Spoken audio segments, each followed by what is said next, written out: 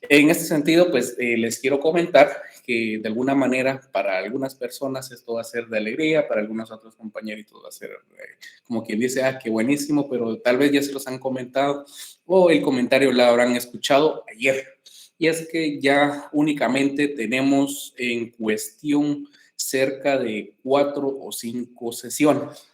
Por ello, compañeros, es necesario que ustedes estén en las sesiones siguientes, por favor, que no se pierdan las sesiones que tienen estas últimas, ¿verdad, compañeros?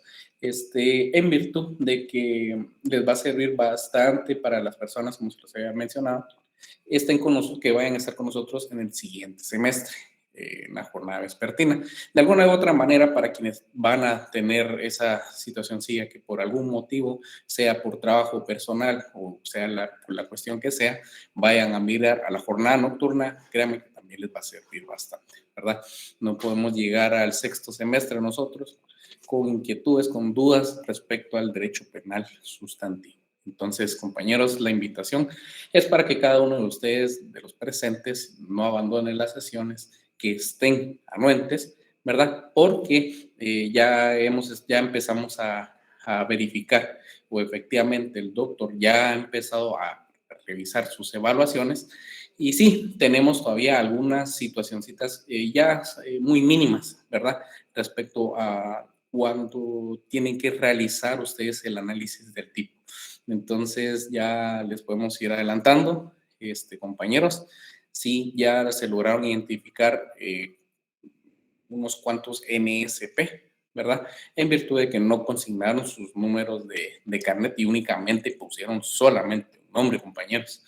Entonces ni siquiera es el apellido. Entonces eso, por la cantidad de evaluaciones que tenemos, las tenemos que estar buscando de forma manual a esas personas al final del formulario o el form que hicieron, donde sustentaron, perdón, ustedes su evaluación, específicamente dice que ustedes también, con lo que aceptaron de forma expresa también la responsabilidad total de la omisión de este tipo de información, pues tendrán que tener la paciencia, ¿verdad?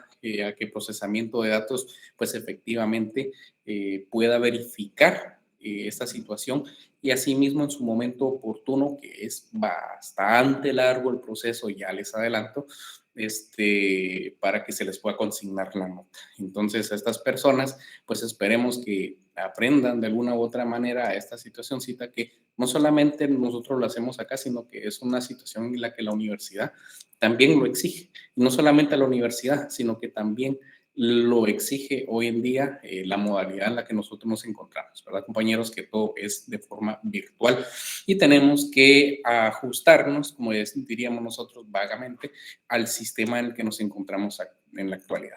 Entonces, compañeros, el doctor está dando revisión a sus evaluaciones.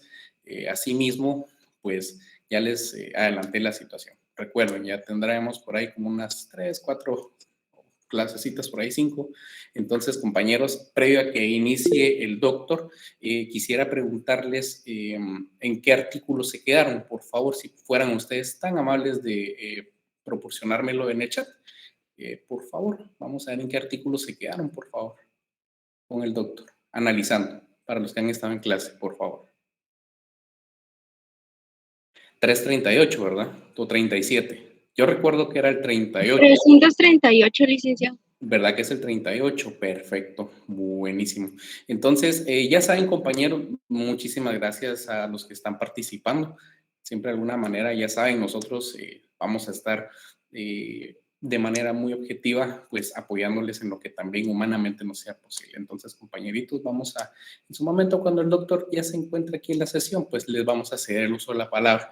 Entonces, pues es la información que yo les traigo en este momento. Yo les deseo una excelente tarde y por favor recuerden, cualquier dudita que tengan por ahí, se pueden comunicar conmigo por el medio que ya tenemos y efectivamente también no está de más recordarles que vamos a tener nosotros nuestros repasos para terminar de pulir esa partecita. No les digo que han salido mal, no, solamente que hay que pulir algunas cuestiones, ¿verdad? Muy, muy, pero muy mínimas, porque sí, les puedo decir lo que hemos visto con el doctor, pues van bien encaminados. A ver, entonces les deseo una excelente tarde. Ya tenemos al doctor en línea. Muy buenas tardes, doctor. Deseo el uso de la palabra, compañeros.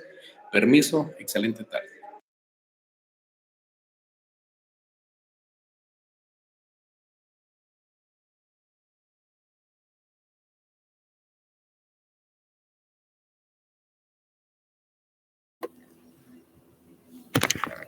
Hola, hola, hola. Muy buenas tardes. Gusto saludarlos, aunque haya este calorcito que está haciendo ahorita a esta hora, esperando de que pronto llegue la lluvia, aunque nos mojemos, pero siempre es un gusto saludarlos. Muy buenas tardes. Sí, efectivamente, pues después del segundo parcial y que se da la Semana Santa, pues el tiempo para el examen final ya es muy corto. Ya es muy corto. La segunda oportunidad retrasadas ya fue o todavía no ha sido. Sí, ¿verdad? Sí, ya tuvimos la segunda oportunidad retrasada, me parece. O estamos pendientes de tenerla. Ya la evaluación de retrasada correspondiente al siguiente semestre, pues que es el 30. Ahora bien, compañeros, la evaluación de extemporáneo efectivamente pues ya ha pasado. La extemporánea. Así es correcto. Bueno, entonces, como dicen, ya estamos en la recta final del curso de Derecho Penal 3 y obviamente pues ya ustedes creo que ya se les ha quedado o ya han empezado a manejar. Todavía tienen alguna dificultad, algunos todavía se sienten un poco perdidos, es normal por el cambio de método de enseñanza del curso de Derecho Penal a lo que ustedes estaban acostumbrados hasta ahora. Entonces hay incluso una persona que fue mi alumna, que por cierto ahorita ya está trabajando su tesis, estudiando su privado, me comentó que había platicado con uno de, no sé qué sección era, si era esta o la siguiente sección, o sea, la H, y que habían comentado precisamente que esta persona, que también era amiga de él, bueno, ella también fue mi alumna, obviamente, pues, le comentaba de que sí la estaba pasando un poco duro y que a veces le costaba entenderme, ¿verdad? Tenía dificultades a veces de entender la clase. Pero bueno, así es, como le digo, cuando se genera un esquema distinto, una forma distinta de enseñanza, en que obviamente esto, ya les decía yo, es mucho más práctico porque son elementos que ustedes oportunamente van a tener que alegar si es que se dedican a esta área de penal. Son detallitos que ustedes están emprendiendo a manejar o a saber la importancia que tienen este tipo de cosas y aparentemente parecieran insignificantes o poco importantes, en su momento sí tienen una importancia bastante grande. Bueno, había oído por ahí que nos habíamos quedado en, ¿qué artículo dijeron? En el 338. El artículo 338. Estábamos leyendo. Ahí estamos leyendo ahí. Entonces, sí, porque tuvimos también problemas. Ustedes fueron afortunados que hasta tuvimos problema ahí de conexión o de señal también. Ustedes tuvieron la fortuna eso de tener ese problema. Así descansaron un poco más. Entonces, si me hacen el favor para volver a tomar el control de esto, ¿podría alguien, por favor, nuevamente leer el 338 para ubicarnos? Artículo 338. Uso Gracias. ilegítimo de documentos de identidad. Quien usare como propio pasaporte o documento legítimo de identidad ajena será sancionado con prisión de 1 a 3 años. Igual sanción se aplicará a quien se adhiere a otro para que lo utilice su propio pasaporte o documento legítimo de identidad. La sanción se incrementará en la mitad cuando el uso ilegítimo del documento de identidad sea para fines electorales. Si el delito es cometido por funcionario o empleado del Tribunal Supremo Electoral, integrante de la Junta Electoral Departamental, Junta Electoral Municipal, Junta Receptora de Votos, funcionario o empleado del Estado de cualquiera de sus organismos o instituciones autónomas, descentralizadas y no gubernamentales, independientemente de su forma de elección o tipo de vínculo legal laboral, se le aplicará, además de la pena, la inhabilitación para el ejercicio de empleo o cargo público que desempeñe. Bueno, perfecto. Aquí obviamente creo yo que el uso legítimo de documento de identidad pues, es bastante comprensible fácilmente de la lectura, ¿no?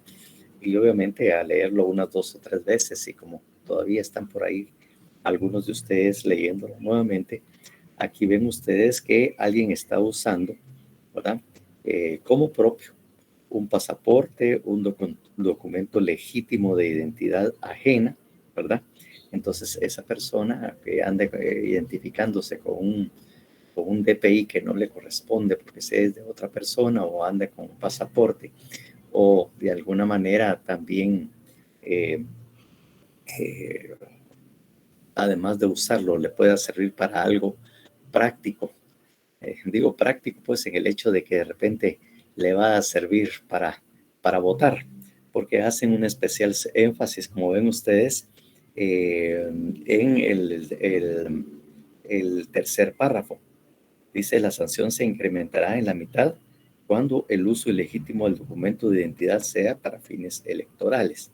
Es decir, que a alguien le proporcionen algún DPI o algún documento, por ejemplo, para identificarse, para poder ir a votar. ¿Mm? Entonces, esta persona pues está votando también por otra persona, ¿no? Entonces, ahí obviamente son agravantes. Es agravante la que existe en ese caso. Entonces, en este tipo penal, pues no requiere mayor explicación, considero yo, salvo que tuvieran alguna duda, ¿verdad? Salvo que tuvieran alguna duda, pero obviamente aquí sigue la misma situación que nos tocó vivir o hemos ya establecido. Ya está establecido cómo identificar precisamente cada uno de los elementos. Y como le digo, yo creo que hasta se están aburriendo de oír exactamente lo mismo o cosas muy parecidas en cada uno de los tipos penales que hemos estado analizando. Por ejemplo, sujetos siguen siendo los mismos sujetos que hemos visto en todo este tipo de delitos, tanto el sujeto activo como pasivo. Aquí el sujeto activo, pues obviamente cualquier persona, y seguimos siendo afectados todos por la población en el mismo estado por este uso ilegítimo de documentos de identificación. Entonces eso no requiere mayor problema. En fin, no sé qué me pueden decir ustedes acerca del verbo o la acción. ¿Cuál es el verbo rector o la acción que se puede identificar en este tipo penal? Usar como propio documento de identificación ajena o ceder a otro nuestro documento para que lo utilice. Exactamente, ahí estamos viendo muy acertada el análisis que hace Aida del Carmen respecto que hay 2 acciones. Uno, el uso ilegítimo, y otro es que el ceder a otra persona, ¿verdad? Su propio pasaporte o documento legítimo de identidad para que lo utilice. Es decir, yo le presto, como quien dice, ¿verdad? Yo le presto mi documento de identificación, cualquiera de los que ahí se trate, para que lo utilice. Entonces, el hecho de usarlo, como así de cederlo o prestarlo, de alguna manera, entonces ahí están las 2 acciones que de alguna manera tipifican este tipo penal. O sea, seguimos hablando de que hay 2 acciones contenidas en este tipo penal y por lo tanto volvemos a esa característica que hemos señalado en varios delitos, que es un delito complejo. El siguiente, ¿verdad? Resultado. ¿Ven ustedes resultado? No tiene, licenciado. Exactamente, no hay ningún resultado tal y como lo explicó y lo señaló. Me parece, creo que fue Lisbeth. Bueno, no me acuerdo quién fue la que lo indicó, creo que fue Lisbeth. Y obviamente ahí está bien claro que no hay. ¿Tendremos algún elemento normativo por ahí? El Sí, documento debe licenciado, ser legítimo. ¿Cuál que es? el pasaporte o documento de identidad no sea propio o será otro pasaporte propio, documento legítimo de identidad. ¿Será eso el elemento normativo para los que están ¿Ser escuchando? legítimamente, licenciado? No, no Y legítimamente, sino el, que sea un documento legítimo. ¿Mm? El documento debe ser legítimo. Exactamente, el documento que se está usando o el que se ceda debe de ser un documento legítimo. No una falsificación ni uno alterado, sino que obviamente es un pasaporte, como dicen, un documento legítimo, ¿verdad? Un documento legítimo que es el que se está utilizando. Bueno, entonces ahí tenemos esto, ¿verdad? Que el documento que se ceda o que se use sea legítimo. Ese sería el elemento normativo. Seguimos sin tener la visión del COP, que ya muy pronto vendrán y ahí se les va a hacer un poco bolas, pero ahí seguiremos más adelante. Obviamente, el elemento subjetivo, seguimos en la misma tónica que son delitos dolosos. Son delitos dolosos y obviamente, pues el elemento subjetivo será esa naturaleza. ¿Cómo sabemos nosotros o tenemos la certeza o seguridad de que ese delito no es culposo o delito imprudente, como se le denomina? ¿Cómo sabemos nosotros? Por la intención, licenciado. ¿Por la intención? ¿Alguien tiene otra idea? Si no estoy mal, los delitos culposos deben estar expresamente en el tipo penal de que son culposos. 100 puntos, exactamente. Claramente debe estar identificado en el Código Penal cuando haya delitos culposos. O sea, el mismo tipo penal dice delito culposo o un homicidio culposo o unas lesiones culposas, en todo caso uso ilegítimo, es culposo. Entonces tendría que identificar en la misma denominación, se establece, porque están expresamente indicados en la ley cuando efectivamente tienen otro elemento subjetivo. Son detalles que por favor no dejen de olvidar, ¿verdad? No dejen de recordarse de él porque es muy importante. Entonces, obviamente tenemos elemento subjetivo que es doloso y el genérico pues también es doloso y el específico. A veces se convierte un poco problemático cuando hacemos el específico y sobre todo cuando hay dos acciones, porque de alguna manera en el elemento subjetivo específico debe ir enunciada las dos acciones. Quien de propósito use un documento legítimo o ceda, ¿verdad?, su propio documento a otra persona, ¿verdad? Entonces tienen que ir las dos. A veces eso se les convierte en un poco de problema o se les, como que dice, se les escapa ese detalle. Por lo tanto, ahí tenemos el análisis. Obviamente, como ven ustedes, ya es un poco más sencillo los análisis y comprender qué es lo que estamos haciendo con los tipos penales, obviamente. Y pues y los últimos dos párrafos, pues no hay mucho que decir, sino son agravantes, ¿verdad? Son únicamente agravantes, ¿verdad? Porque hay incremento de la pena, ¿verdad? Y obviamente en el otro caso, que son funcionarios o empleados públicos, ahí lo que hacen es la inhabilitación. Hay una pena accesoria de inhabilitación, ¿verdad? Entonces, eso es la situación que se da. Bueno, ya partiendo de eso, los elementos ya se los dejo a ustedes para que los obtengan. Yo creo que ya hasta aburridos están porque ya eso automáticamente ya lo tienen, en que obviamente no hay resultado, entonces colocamos a la acción y en el segundo elemento hacemos énfasis que los documentos que se utilicen o que sean cedidos sean legítimos, ¿verdad? Que los documentos sean legítimos. Entonces, sí, y el tercer elemento que ya sabemos que es copiar el elemento subjetivo. Entonces, ahí ya tenemos los elementos del delito sin tanto problema, sin tanto aspaviento. Ya lo tenemos ahí bastante claro. ¿Alguna duda al respecto?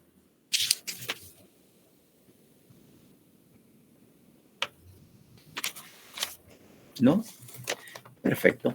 Entonces, si fuera así, entonces tenemos que ir al siguiente tipo penal, que incluso creo que este delito ya lo han visto con alguna frecuencia en casos recientes, que es el uso indebido de uniformes o insignias. Entonces, por favor, alguien que lee el artículo 339. Artículo 339. Uso indebido de uniformes e insignias. Quien usare pública e indebidamente traje o uniforme de una institución a quien no pertenezca, o insignias o condecoraciones que no estuviera autorizado para llevar, será sancionado con multa de 100 a 500 quetzales. Como ven ustedes, seguimos hablando de falsedad personal. En este caso estamos hablando de uso indebido de uniformes o insignias, ¿no? Obviamente, alguien que usa públicamente, ahí claramente dice, usare pública o indebidamente traje o uniforme de una institución a que no pertenezca. ¿Recordarán un par de casos por ahí recientes en que se vio este tipo de delito?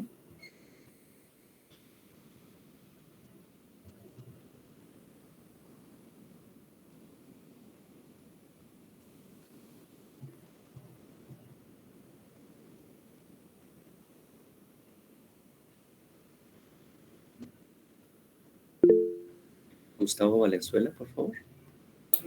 Hola, buenas tardes, licenciado. No sé si usted se recordará, pero hace como creo que 4 años o 5, que una mujer utilizó el uniforme de la Policía Nacional Civil y estaba publicando fotos creo que en Facebook o en Instagram, pero la cosa es de que como que no le habían dado autorización ella no había pedido autorización pues para utilizarlo. Entonces creo que ahí es donde le aplicaron ese artículo.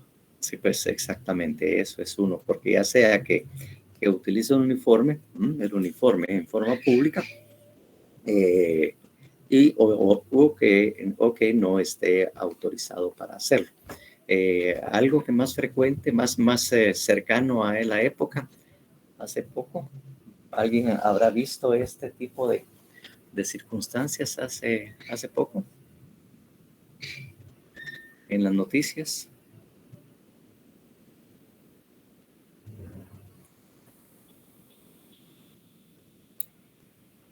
Creo que ese es uno. Me recuerdo, sí, creo que sí, el silencio, el que calla dice ya. Si usted ya lo sabe, ¿para qué pregunta? Dice, si usted ya lo sabe, ¿verdad? Entonces, recuérdese que también hace poco salió una noticia de que habían unas personas con uniforme, incluso con credenciales del MP, que supuestamente andaban averiguando en ciertos lugares, ¿verdad? Y que se creía que esas personas estaban usando un uniforme para averiguar si habían cámaras y todo. Y que obviamente despertó la duda posteriormente de que si esas personas eran efectivamente del Ministerio Público o eran algunos delincuentes disfrazados solo para saber si efectivamente habían cámaras o algo así, para encontrar este tipo de detalles. Y otros casos es que también han habido personas que les han encontrado o han utilizado uniformes de la Policía Nacional Civil. Entonces, hay ese caso que fue recientemente y otros casos en que efectivamente se disfrazan o se ponen el uniforme de la Policía Nacional Civil a efecto para cometer algún tipo de delitos o poner puestos de registro a efecto de esto. Eso es lo que en la realidad puede pasar en un momento determinado y que obviamente ahí es donde se tipifica o obviamente se sanciona o se inician los procesos contra estas personas por este tipo de acciones o conductas, ¿verdad? Efectivamente. Bueno, efectivamente sucede. A ver, ¿quién levantó la mano? ¿Quién está pidiendo el otro? La otra botella.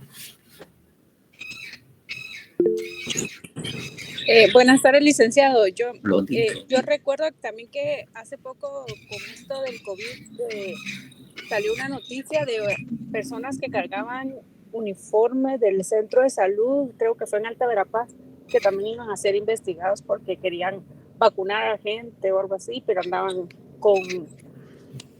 cargaban el uniforme y documentos como que trabajaban en el centro de salud y no, ¿verdad? Claro, se ponen, ¿verdad? A veces se ponen trajes de médicos o enfermeras, también en este caso, y algunas veces andan queriendo cobrar por vacunar precisamente, y cuando al final no vacunan nada, sino que parece que solo agua destilada les inyectan a las personas, pero efectivamente habían unas personas que andaban con los trajes o que usualmente utiliza el personal médico o de enfermería del Ministerio de Salud, ¿verdad? Que de alguna manera también andaban con eso. Entonces, como les digo, no son, de alguna manera, pues es con alguna frecuencia que sucede precisamente o se comete en este tipo de acciones o delitos, ¿verdad? Efectivamente. Entonces, recuérdense que no solo es el traje o uniforme de una institución a que no pertenezca, o insignias o condecoraciones que no estuviere autorizado. O sea, utilizar condecoraciones, usar condecoraciones que no está autorizado, también de alguna manera va incluido en ese delito. Una cosa es el uso indebido de uniforme y el otro es el uso de insignias. Puede ser que la persona efectivamente esté autorizado para usar el uniforme, pero utiliza algunas condecoraciones o insignias que no están previamente autorizados para hacerlo. Entonces, obviamente aquí estamos ante una otra acción. Es decir, ya les estoy dando el chivo y que podría ser oído una buena pregunta para su sorpresa, pero una cosa es usar público e indebidamente traje uniforme y el otro, que no pertenece a una institución que no pertenezca, y el otro, ¿verdad? Usar insignias o condecoraciones que no tiene autorizada la persona para utilizarlos, ¿verdad?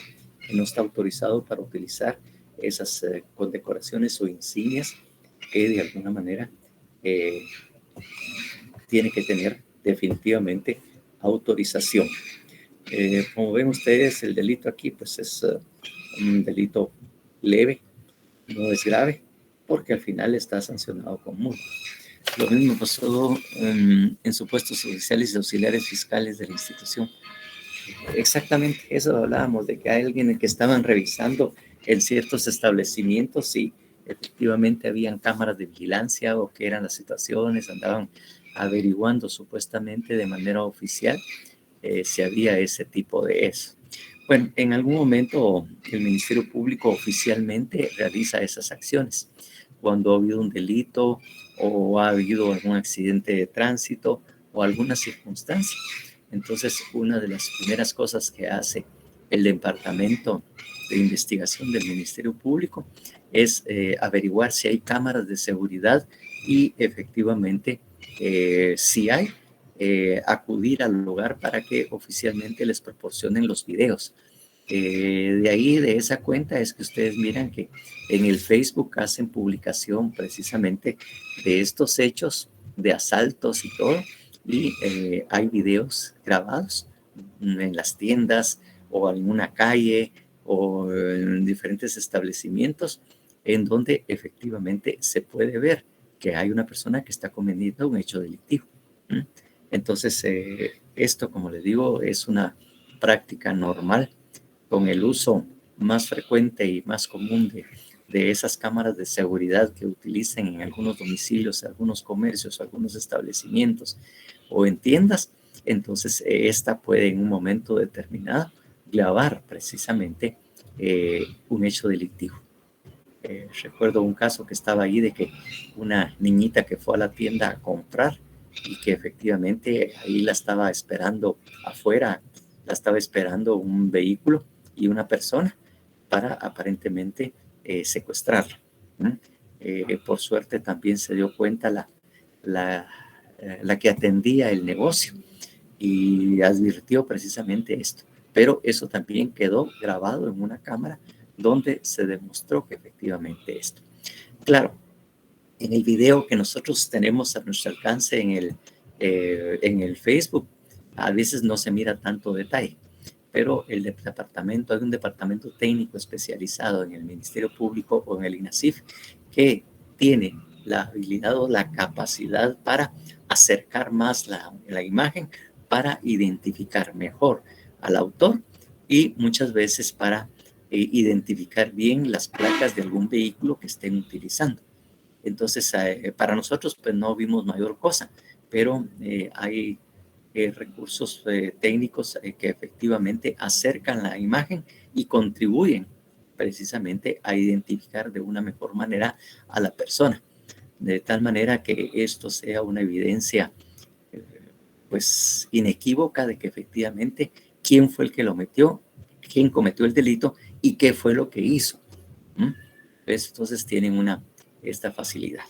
Pero bueno, eso es otra situación extra que ahí les explico en cuanto a esto. Entonces, creería yo que este delito, esta circunstancia, pues no requiere mayor explicación y podríamos, sin lugar a dudas, pues, incluso siendo un delito menor, dejar a ustedes para que hagan el análisis que ya ustedes se están acostumbrando, en el entendido que hay dos acciones y obviamente también hay elemento normativo también, que de alguna manera está en el tipo penal, ese elemento normativo, ¿verdad? Que ya está y que ustedes ya pueden tener, ¿no? Y que pueden establecer. Entonces, creo, ¿verdad? Que ustedes sin mayor problema pueden hacer el análisis respectivo de este tipo penal. O los estoy sobrevalorando a ustedes o les estoy pensando que ustedes saben más de lo que aparentan. Sí, ¿verdad? Sí, no está difícil. Eso lo pueden analizar ustedes.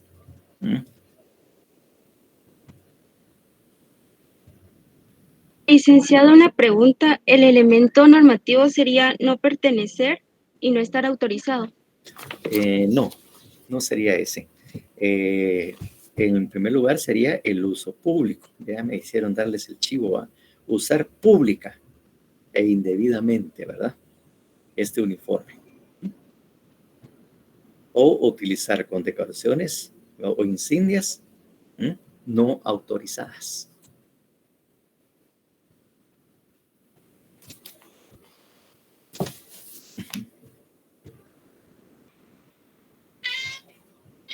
Entonces ahí tienen prácticamente esas dos circunstancias.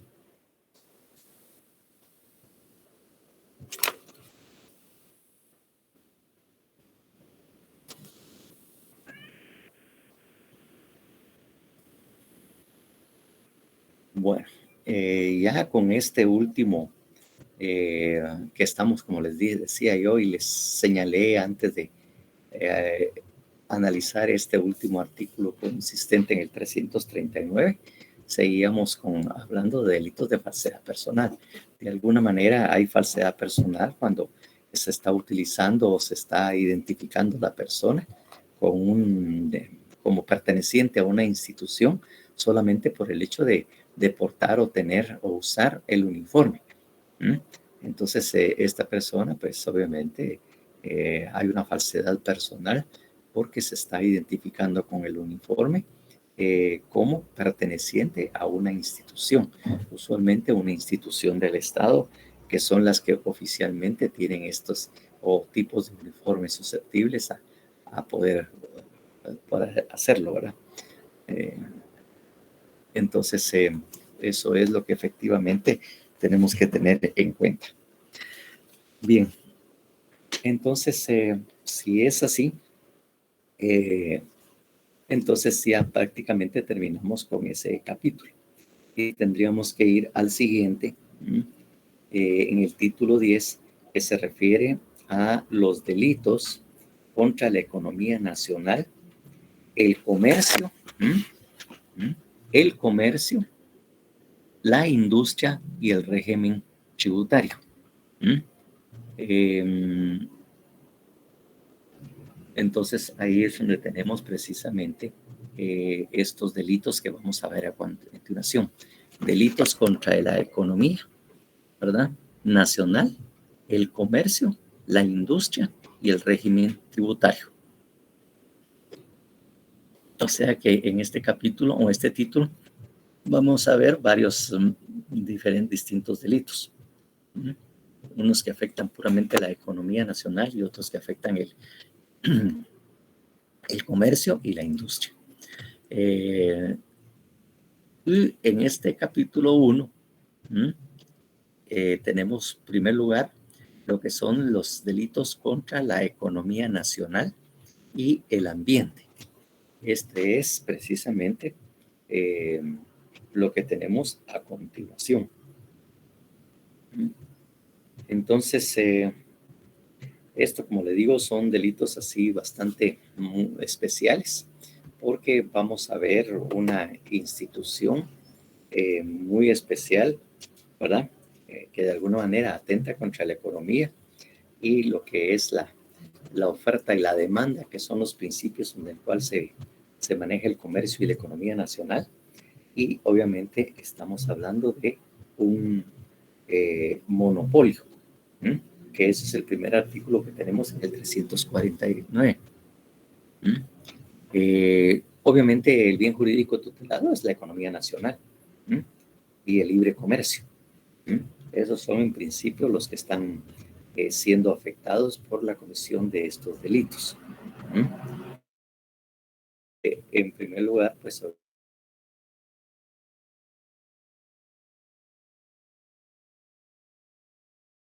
entonces alguien que me pueda decir así de entradita en qué consiste o cómo se define o qué es un monopolio.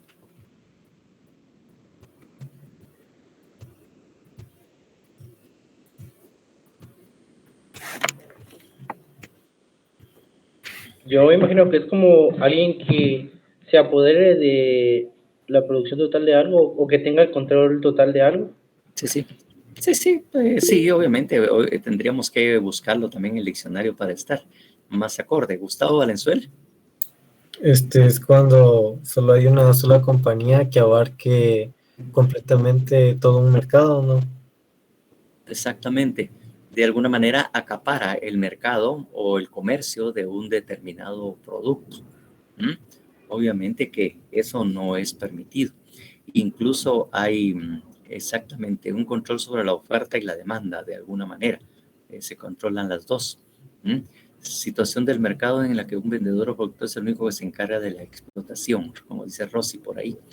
Entonces, efectivamente, pues, y eso incluso a nivel internacional, hay instituciones internacionales que se dedican a combatir o a evitar la existencia de monopolios, incluso, como les decía yo, a nivel internacional. Y Guatemala es uno de los países o estados que ha firmado ese convenio o tratado para combatir precisamente este tipo de instituciones. Incluso ahí está la OMC, la Organización Mundial del Comercio, que efectivamente de alguna manera tratan de evitar que se formen o hayan este tipo de entidades o de personas. Cuando hablamos de personas, estamos hablando no solo de personas en lo individual, sino estamos hablando de personas jurídicas que una misma institución acapara. Aquí en Guatemala tuvimos muchos casos de monopolio por buena temporada o buena época del año. Bueno, fue época de la vida de Guatemala. ¿Recordarán ustedes alguna que? que se refiere a eso. ¿O recordarán ustedes en qué o alguna empresa o entidad que se pudiera haber catalogado como de monopolio? Gustavo Valenzuela. Yo pienso que, bueno, no es un monopolio tal cual, pero se podría decir así como Tropigas, Dagas y Zetagas, ya que esas tres empresas, quienes las fundaron son tres hermanos, entonces ellos se ponen de acuerdo de qué precios tiene el precio del gas. Uh-huh. Y así. Sí, una de las primeras empresas que existió, me parece, era Tropigas, y obviamente solo ellos tenían eso. Después, como dice usted, empezaron a existir otras marcas también para evitarlo. Pero ¿qué otro producto, además de este? ¿Recuerdan? El azúcar. Pues el azúcar no tanto, porque hay varios ingenios que también se dedican a eso. El cemento, licenciado. ¿Ah? El cemento. Sí, en su época, obviamente, ¿verdad? O en su época, obviamente, sí, el cemento fue, el cemento fue una institución que solo había uno, que era Cementos Progreso. Me parece que era Cementos Progreso, que era la única empresa y no entraba ninguno más. Ya posteriormente, con esas reglas del monopolio y todo lo demás, he empezado a entrar otras instituciones a fabricarlo, e incluso ya se permitió la importación de cementos mexicanos, que es Cemex, pero en principio el cemento no, Cementos Progreso. Incluso después de que le hicieron la guerra a Cementos Progreso, porque también tenía el monopolio de la producción y la distribución del cemento, ya sabía que no podían faltar. Las chelas sí, ya, eso sí lo manejan rápido, ¿va? Sí, exactamente. La cervecería centroamericana, el cemento también no estaba, ¿verdad? Y después ya cambiaron a Cementos Progreso porque ya tenía mucha mala fama, y entonces empezaron a Cementos Novela. Cementos Novela empezó a trabajar, empezó a entrar el cemento también mexicano, y por algunas razones, de alguna manera, como les digo, yo he estado de alguna manera vinculado a estos, sobre todo por el tema que manejo, y obviamente en su momento, cuando quiso entrar Cementos o Cemex, Cementos Mexicanos, los de Cementos Progreso hablaron con ellos, que sí estaban dispuestos a aceptar esto, pero que ellos querían. Bueno, el Estado sí, eso sí es monopólico, eso no puede dejarse de ser de otra manera en cuanto a la justicia, porque es el Estado el único que puede precisamente realizar esa función. Claro que ahora han estado otros entes como son el arbitraje, sea consejos de arbitraje o se somete la decisión a árbitros. Entonces el arbitraje ya está siendo otra institución que también puede de alguna manera hacer posible que no sea solo el Estado, sobre todo cuando se trata de cuestiones comerciales. Entonces, como les digo, ellos querían negociar con México o con los productores mexicanos para que ellos sí también van a ingresar, pero que fuera Cementos Progreso los que los distribuyera. Es más, le habían dicho, miren, nosotros vamos a comprar N cantidad, una cantidad así bastante grande de cemento anual a ustedes, y de alguna manera ustedes van a estar, pero la distribución pues la vamos a hacer nosotros. Los mexicanos no quisieron ese tipo de negocios, y ellos empezaron a actuar independientemente y empezaron bueno, México a exportar, y aquí en Guatemala a importar este cemento, estos cementos. Y ahí ya ven ustedes otras marcas. Efectivamente, la cervecería fue un gran monopolio que existió en Guatemala, y tampoco permitía la creación o de otra planta de fabricación de cerveza. Eso jamás lo iban a permitir. y lo intentaron algunas empresas, pero prácticamente las hicieron quebrar. Ahí estaba, por ejemplo, una que empezó a trabajar ahí por el sur, ahí por Escuintla, que era la cerveza Tacaná, que de alguna manera los arruinaron de tal manera que mejor se desaparecieron del mercado. La Cabro de Shela. Sí, la Cabro también era de alguna manera una sucursal de la cervecería centroamericana, que habían también instaurado su fábrica de cervezas allá en el altiplano a través de la cerveza Cabro. Ya cuando empezó a haber esa competencia, que empezaron a venir más la cerveza mexicana, e incluso cuando empezó a surgir también la cerveza Brava. La cerveza Brava le hizo la competencia y les ejerció bastante poder y fuerza y competencia a la cervecería centroamericana. Cabe señalar de que también la cerveza Brava, los principales accionistas o dueños de esta son también de la familia Castillo, solo que son los Castillo que no tienen o están fuera de lo que es el negocio de la cervecería centroamericana. Son como quien dice los parientes de los Castillo de la cervecería Gallo, pero que ellos no tenían ninguna participación en lo que es la cervecería centroamericana, a pesar de tener los mismos apellidos. Ellos fue que precisamente hicieron esto. Y eso fue un convenio que lograron en Brasil, porque la cerveza Brava, Brava es brasileña originalmente, solo que en Brasil tiene otro nombre.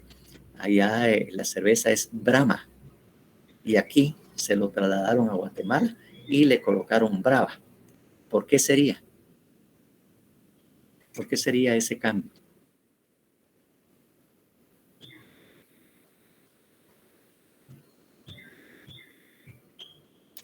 Exactamente, problemas de idioma. Imagínense una cerveza Brahma, para nosotros en español, Brahma. Brahma no es un producto que obviamente tenga una imagen buena, pues. Si alguno sabe qué es estar en Brahma, pues, o cuando hay precisamente, están en su época los animales para la reproducción, ¿verdad? Entonces, derivado a eso es que le cambiaron el nombre a Brava, porque efectivamente en español Brahma pues no decía nada, nada bueno. Entonces, por eso. Entonces ya les digo, así fue. Y obviamente ya la cerveza Brava ha hecho convenios con otras cervecerías para distribuir otras cervezas también de otros países. Y como les digo, ha hecho bastante la competencia, sobre todo en lo que es el precio, porque el precio de una Gallo pues no se compara con lo que es la cerveza Brava, ni se comparaba obviamente con la cerveza Corona, ni con las otras. Miriam Bagú, cuénteme, ¿qué estás tomando? Perdón, licenciado, perdón, equivocadamente marqué. Perfecto, no hay problema. Entonces, efectivamente también. Entonces, en Guatemala, pues como le digo, por esa falta de controles es que ha existido precisamente muchas empresas. Alguien había mencionado el azúcar. Sí, en una primera época el azúcar estuvo concentrado en manos de unas cuantas personas, pero ya desde hace ya bastantes años, ya empezaron a existir otras ingenios de azúcar que también se dedicaron a competir con esto. De esa cuenta tenemos casi 9 ingenios produciendo ese producto, produciendo el azúcar, y que efectivamente no son los mismos dueños, pero en un principio sí. En principio era la azucarera el Salto, que estaba ya en Escuintla y todo. Después empezaron Ingenio Concepción, después empezó a haber otros. Les digo pues que conozco porque yo trabajé para la Asociación de Azucareros de Guatemala y presté mis servicios en el área penal y de seguridad. Algo por ahí de seguridad manejo también, y obviamente de alguna manera asesoraba a las empresas que prestaban los servicios a la industria azucarera o las mismas empresas o los mismos cuerpos de seguridad que tenía cada empresa. Entonces ahí generamos asesoría en materia penal y obviamente asesoría también en el tema de seguridad para esas empresas. Por eso es que de alguna manera pues me vinculé con una serie de personas de estas actividades, los Bosch Gutiérrez, obviamente, bueno, y varias otras empresas también que de alguna manera están por ahí vinculados y se hablan de los problemas que tienen también. Bueno, entonces por eso es que conozco un poco el tema del sector empresarial, porque también trabajé con ellos. Entonces, bajo estas características, pues obviamente ahí tenemos, de alguna manera, el monopolio genera un daño en cuanto a la oferta y la demanda de servicios, incluso la calidad del producto que se está de alguna manera ofreciendo a la población, porque también afecta la calidad del producto. Entonces, por favor, alguien que lea el 346.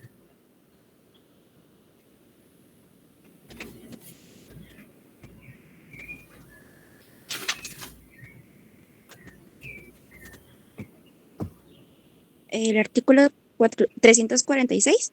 No, 340, discúlpeme. Ok. Artículo 340, monopolio. Quien con propósitos ilícitos realizare actos con evidente perjuicio para la economía nacional, absorbiendo la producción de uno o más ramos industriales o de una misma actividad comercial o agropecuaria, se aprovechare exclusivamente de ellos a través de algún privilegio o utilizando cualquier otro medio, o efectuare maniobras o convenios, aunque se disimularen con la constitución de varias empresas para vender géneros a determinados precios en evidente perjuicio de la economía nacional o de particulares, será sancionado con prisión de 6 meses a 5 años y multa de 500 a 10,000 quetzales. Bueno, ahí tenemos precisamente la determinación del tipo penal que se refiere al monopolio, que como les digo yo, no solo está prohibido, es un delito aquí en Guatemala, sino también hay entidades a nivel internacional que sancionan precisamente este tipo de actividades a nivel mundial. Y parte de esos convenios y tratados internacionales de la cual Guatemala es signataria es que precisamente Guatemala de alguna manera también hace lo posible combatir este tipo de cosas. Obviamente el monopolio lo que hace es afectar precisamente la oferta y la demanda de un producto y la calidad del producto. ¿Por qué? Porque obviamente cuando se ofrece el producto, el precio puede ponerse a antojo de la institución que tiene el monopolio. Si yo le pongo 20 a este producto, 20 quetzales a este producto, puede estar sobrevalorado. Pues resulta que no hay ninguna otra entidad que lo ofrezca y es al único que nosotros pudiéramos comprarle. No único que le podíamos nosotros comprarle ese producto. Por lo tanto, tiene acaparada la distribución o, si es posible, la producción de ese producto. No es como ahora, ustedes van, por ejemplo, a buscar al supermercado una salsa de tomate, los famosos ketchup, ¿verdad?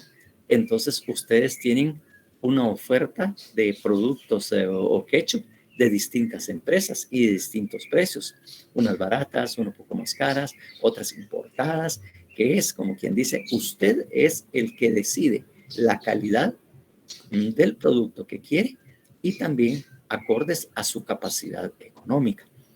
Entonces, usted puede escoger dentro de todos los productos que se ofrecen, de todas las empresas que ofrecen ese mismo producto que usted quiere, usted escoge el que más le gusta o el que mejor precio tiene, el que más acorde a sus gustos y a su bolsa.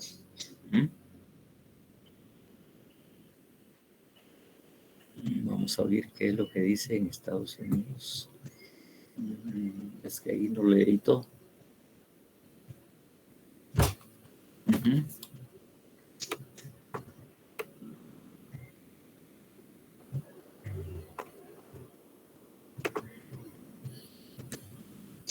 No se puede monopolizar el sistema de justicia. Por ejemplo, en Estados Unidos existen cárceles privadas. Bueno, no es que existan cárceles privadas. Lo que pasa es que las cárceles están administradas por entidades privadas. Es como de alguna manera se manejan algunos productos en Guatemala. Por ejemplo, y lo que anda pidiendo Codeca de nacionalizar la empresa eléctrica. Resulta que la empresa eléctrica, adquiere la energía a través de las distintas entidades que producen energía en Guatemala, incluso hidroeléctricas que tienen distintas empresas. Entonces, ellos compran el producto, la electricidad, para su distribución. Entonces fue que efectivamente se puso a disposición de entidades privadas para que la distribución, el cobro y toda la atención que merece la electricidad. El hecho mismo en sí de la nacionalización implica que el Estado absorba esa función. Digamos, por ejemplo, hay un apagón y viene inmediatamente los de Enerwater a ver qué pasó, a reparar las líneas y todo. Ustedes piden un servicio nuevo, pues vienen personas a instalarla después de que el electricista autorizado ya colocó toda la instalación, pues ellos vienen a hacer la conexión y todo. Entonces ellos se encargan del mantenimiento, obviamente del control de todas estas, de la distribución eléctrica. Entonces ellos es lo que cargan. La producción está en manos de otros, de distintas entidades que producen electricidad. Incluso hablando de los ingenios, además del propiamente el azúcar, tienen otros subproductos. Y uno de los productos que también, también produce es electricidad. Los ingenios también tienen hidroeléctricas. Entonces, esa producción la venden, por ejemplo, o al Ministerio de Energía y Minas, la ponen a distribución, ellos la compran y después se los trasladan a Energuate para que empiece a que el servicio propiamente sea prestado con todas las condiciones y exigencias de la prestación de un servicio, como la energía eléctrica. Pues.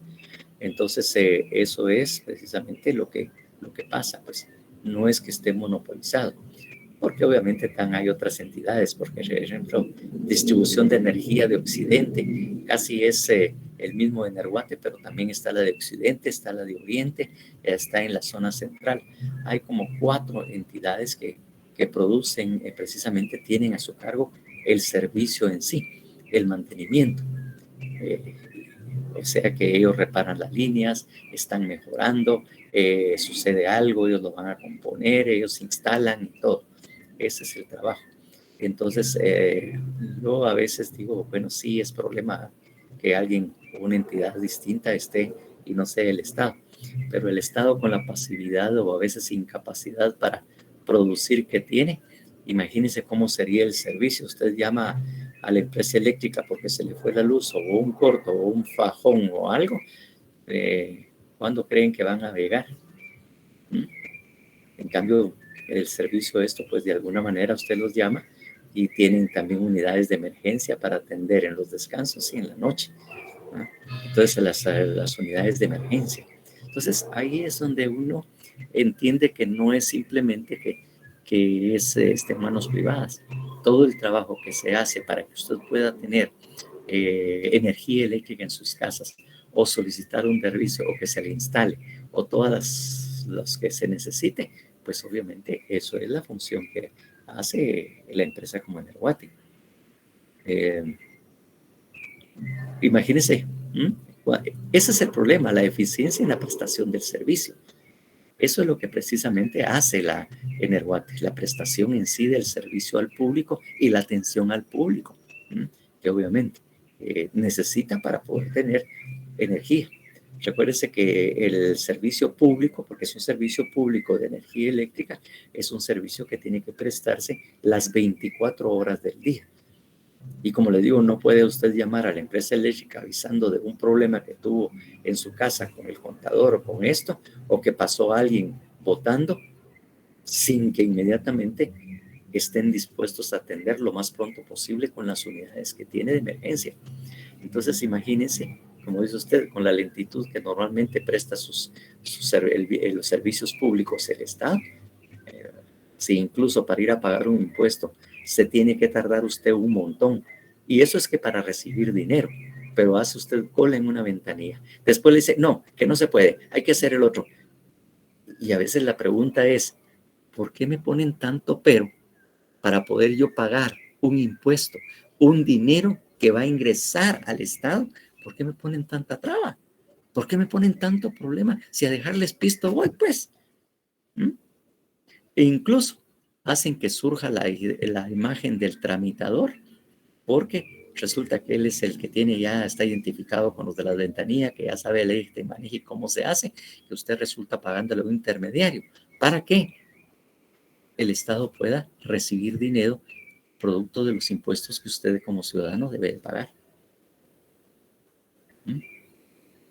¿O sí o no?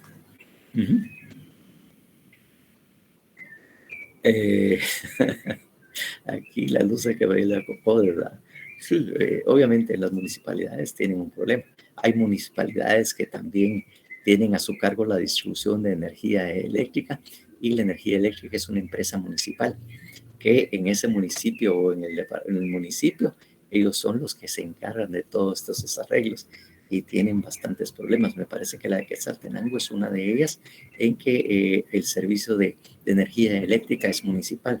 Creo que existen unas cuantas más municipalidades que tienen y prestan ese servicio.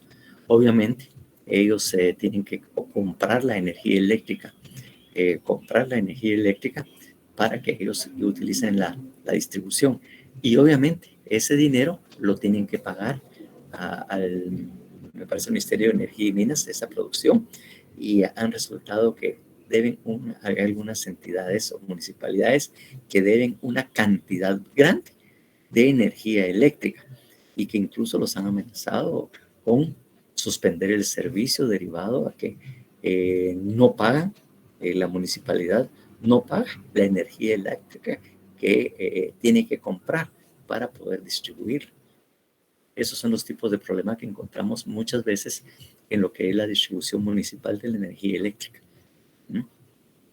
Que no tienen el personal adecuado, no son los más eficientes para la prestación del servicio y la atención al público, y para prestar este servicio público, este bien del Estado, con la eficiencia que se necesita las 24 horas del día. Ese es uno de los problemas que hay.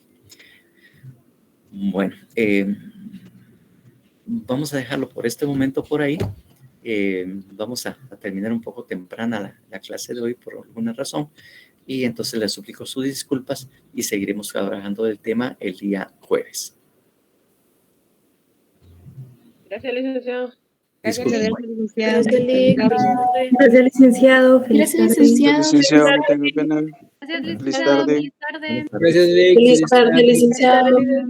Feliz tarde. Bien, si ustedes quieren. Feliz tarde, Lic. Buenas tardes.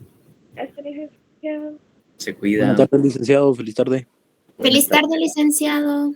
Bueno, adiós. Gracias, licenciado. Feliz tarde. Feliz tarde. Bueno.